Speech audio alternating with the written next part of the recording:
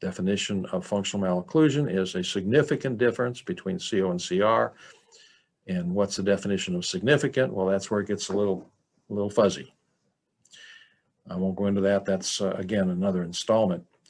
But again, getting back to the point of the protocol using the tool is consistent, and we use it in variable ways, but if you use it, you will get similar results. So again, to emphasize, using the tool, unloading the joint, you're balancing that against the three causes. And the common, consistent causes after acute trauma are bruxism and functional malocclusion.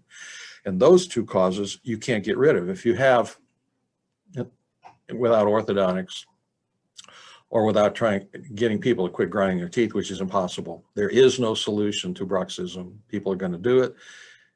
If anyone out there thinks they have the solution, I'll be willing to listen. I definitely, make your comment, send me the email. I'll try it out.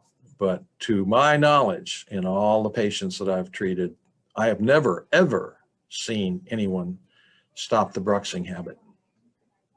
I mean, for any length of time, maybe for an hour, not for any length of time, especially at night when they have no control. So using the device to balance out the functional causes and the relief of the inflammation is the purview of the tool. So it pretty much brings to further understanding that it's not just a tool, it's not a widget. I mean, it's not a widget, it's a tool that you got to know how to use.